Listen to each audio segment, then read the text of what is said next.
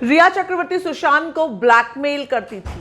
जी हां, रिया चक्रवर्ती सुशांत को ब्लैकमेल करती थी। ये आरोप लगाया है सुशांत के पिता के सिंह ने कि रिया ने उनको खुद दवाइयां देकर के, उनको वहम डाल के उनके दिमाग में उनके मानसिक स्थिति को खराब कर दिया था, उनको दवाइयों का ओवरडोज दिया था और उनको दवाइयों का आदी करके उनकी दिमाग की स्थिति खराब करने की कोशिश की थी, उनको सबसे काट दिया था और किसी से बात नहीं करने देती थी। और अगर वो कुछ और काम करने के लिए कहते, जैसे कि उन्होंने कहा कि मैं खेती करना चाहता हूं, मैं ये काम छोड़कर, फिल्म छोड़कर खेती करना चाहता हूं, तो उन्होंने कहा अगर तुम मेरी बात माने बिना तुम यहां से गए तो मैं तुम्हें बर्बाद कर दूंगी, तुम्हारे जो दवाइयों के पेपर्स हैं वो मैं, मेडिकल जो हिस्ट्री है तुम्हारी वो मैं मीडिया में दे दूंगी, अपने कॉन्टेक्ट्स को इस्तेमाल करूंगी, मीडिया में दे दूंगी, तुम बर्बाद हो जाओगे, तुम बदनाम हो जाओगे। और इसलिए सुशांत ऐसा नहीं कर पाए। वो और महेश शेट्टी दोनों मिलकर केरला कुर्ग जाना चाहते थे और वहां पर फार्मिंग करना चाहते थे, ऑर्गेनिक फार्मिंग करना चाहते थे।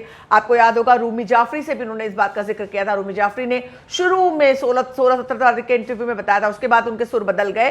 तब उन्होंने कहा था कि वो ऑर्गेनिक फार्मिंग करना चाहते थे और उन्होंने कहा था फार्मिंग करना चाहते थे, मैं खेती करूंगा।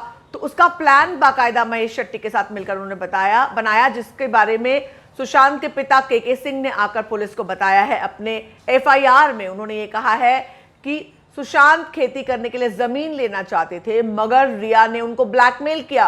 रिया हर चीज के लिए उनको ब्लैकमेल करती थी कि मैं तुम्हारी मेडिकल हिस्ट्री जो है वो मीडिया में दे दूंगी, तुम बर्बाद हो जाओगे। और उस मेडिकल हिस्ट्री के लिए भी वो खुद जिम्मेदार थी, क्योंकि उन्होंने दवाइयां देकर के उन्हें बीमार किया था, मानसिक रूप से उन्हें वहां तक पहुंचाया था जहां उन्हें वहम की बीमारी, वो बार बार वो कहती थी तुम्हें वहम होता है, वो उनको सब चीजें कहती थी। और इन सब चीजों के बारे में किसी और को पता ही नहीं, क्योंकि और सबसे कट गए थे सुशांत, ना उनके दोस्त, ना उनके परिवार वाले। आखिरी 3-4 महीने वो किसी के साथ नहीं थे, सिर्फ रिया ही उनका सच जानती थी और रिया ने उनको ब्लैकमेल करके रखा हुआ था। क्या कहेंगे आप इस बारे में, जरूर बताएं कमेंट सेक्शन में। आपसे मुलाकात होगी अगली वीडियो में।